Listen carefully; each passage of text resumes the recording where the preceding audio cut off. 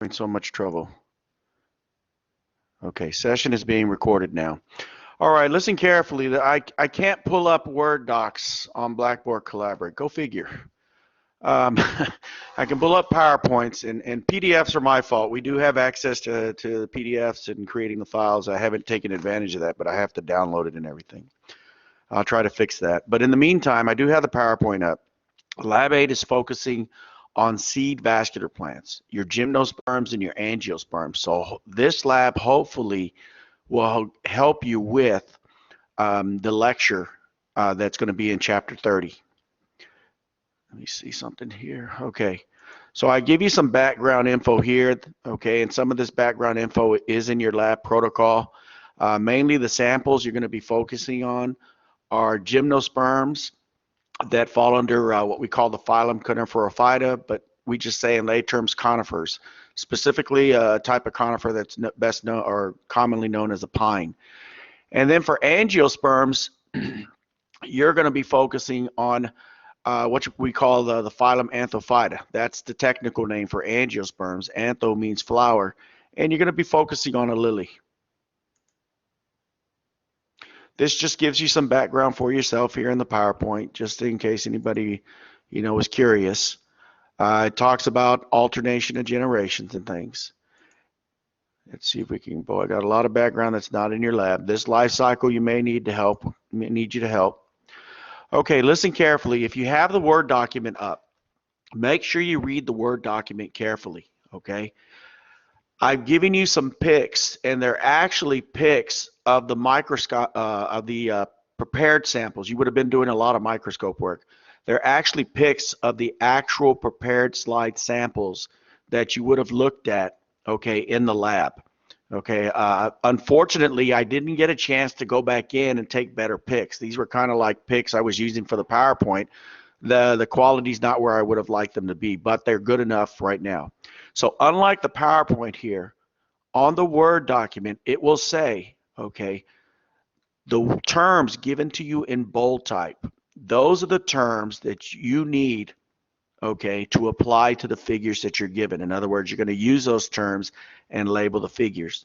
Now you can make your life simple, okay? You can just use the Word doc I gave you, okay, and just use the little text boxes and just write in the term, and then you can use a little shape arrow to point to what you're talking about as far as what you're trying to say. I believe this is what this is on the figure, okay? Now, so you're going to need, though, the PowerPoint. You're going to need possibly your lecture PowerPoint also, but I have a lab PowerPoint. You might need to do a little research on the internet. Okay, so this is not something I'm just tossing at you saying, hey, do it and here you go. I will grade your labs. There's no more practicals, so I will grade your labs. So make sure you clearly label the samples. Okay, I have a lot of papers to grade. I'm either going to see it or I'm not. It's just going to be cut and dry the way I'm going to do this. Okay, but I do give you some information in the PowerPoints. And like I said, you can also go over the lecture, and we'll cover some in lecture on Tuesday, okay, and to help you label the samples. Okay, such as what is an ovule, okay, and you find an ovule in a cone of a conifer such as a pine. And then it talks about how for gymnosperms that are conifers such as pines, okay, pine trees actually produce two types of cones. There are male pollen cones and ovulate cones. Okay, so I gave you pics of both. All right, and this is part of what you'll label, but specifically in old type, I have pollen and ovulate cone. This is the alternative names for the cones. Now, what I did do on the PowerPoint to help you out some is I did point to some areas or bracket some areas to give you an idea of whereabouts you're supposed to focus on the figure, okay, to apply a term or label. Okay, I'm not letting you start from scratch. I'm giving you an idea. Now, I'm not going to give you the answer right now. That's going to be up to you to figure that out. That's why I said you may have to do a little bit of an internet search. So again, here, I'm showing you some areas, okay, giving you an idea of where you're going to label. This right here, okay, is part of this, which is a pollen cone. And all I've done is taken a section of the pollen cone and magnify it here so you can see what's on the inside. It'll be up to you to figure out what this tissue is here on the cone, what these little things are here with all these little beads on the inside. And here's the ovulate cone. So I'm giving you that much, but now it's going to be up to you to compare these figures I've given. Okay, and basically what I've done is I've taken a small section of this large pic here, and I've magnified it. And then what I've done is I've taken a small piece of this and magnified it more, and then magnified it more. So this right here that I'm, God darn it, hold on, I forgot to use the little hand, I'm sorry. So this right here is your ovulate cone. And then what I've done is I've taken a small piece of it, okay, and I've magnified it up here. Okay, I'm waiting for that little hand. It's real bad right now. I'm sorry, everybody. Quality is not going to be there. And so I took a small part of the ovulate cone here, and I magnified it and put it up here. And then I took a small piece of the ovulate cone here.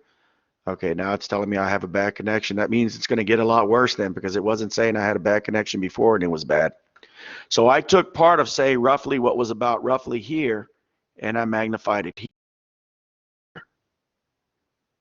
And then this little piece in the middle here is what I magnified here, down here. Okay, so you are going to have to do some research. You are going to have to put some effort into this. This is going to be do it quick, and then that's it. You're through. Okay, so now let me go back. From this same sample here, the ovulate cone, I've isolated a different area of this ovulate cone, and I've magnified it here.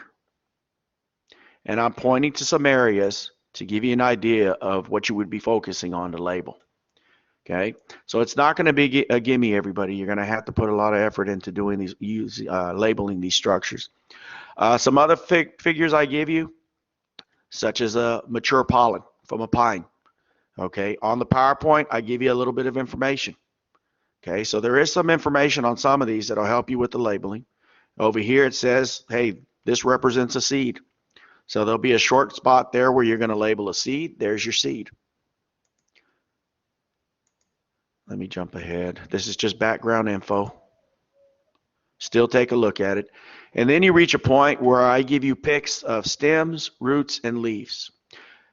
Read the information, but for angiosperms, sometimes what they'll do, since all angiosperms are basically under one phylum, okay, Anthophyta, what they then do is divide them up into monocots and dicots.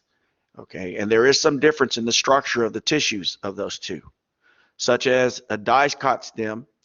When you do a little cross section here, to where imagine you're looking down through the stem. Okay, this is the staining pattern. You use a stain that binds to different tissues versus a monocot. This is what the stem looks like if you were looking down through it. Well, what I've given you here is the actual difference in the pics. So some of this I've given to you. It's really easy to label.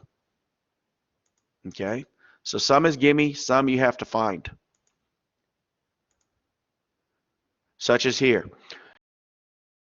When you go over angiosperms, angiosperms are called flowering plants, but the flower is actually a reproductive structure. Okay, part of the flower consists of the stamen, and the stamen is made up of the filament and the anther. The anther is comparable to the testes in a male. Okay, so this is actual prepared slide microscopic specimen here that I've done, that I'm showing you. Then, for that same flowering plant, this is specifically going to be the lily. Okay, there's another part of the flower called the carpel. Okay, and part of what the carpel is made up of is the ovary, and within the ovary is where you're going to find structures called ovules. Okay, and I'll let you figure it out from there, but I will tell you this bracket right here is telling you this whole sample is a slice of the ovary.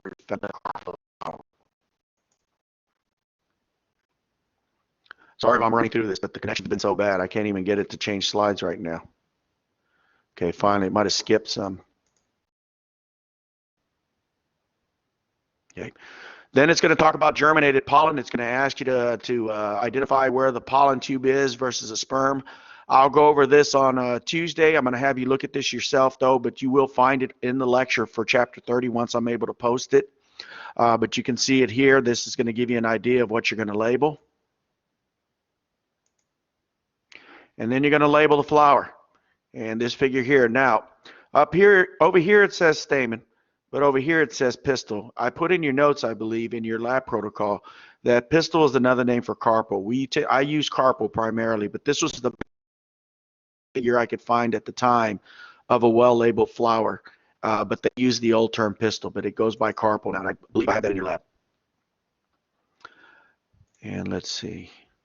And then there's a lily in the lab. Had we conducted the actual lab, you would have actually used the flower of a lily to label the parts, such as this right here, this long little elephant trunk looking thing.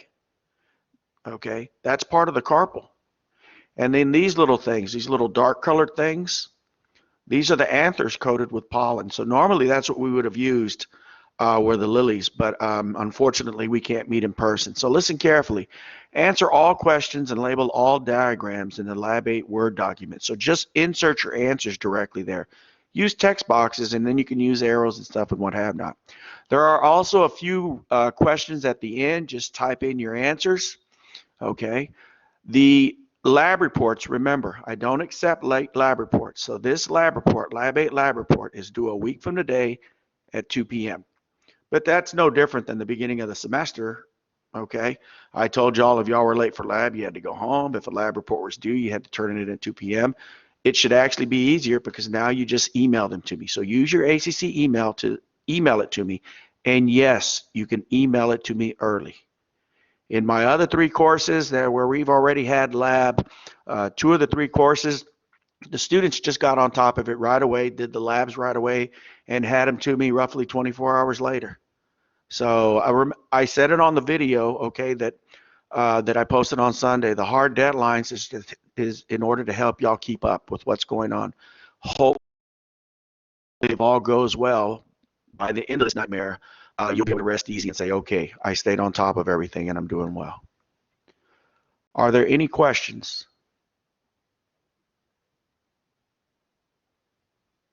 Okay, then that's all for this session, everybody, because I'm actually using a hotspot to communicate with y'all through the internet, and I'm running out of usage. So if there are no questions, please leave the session.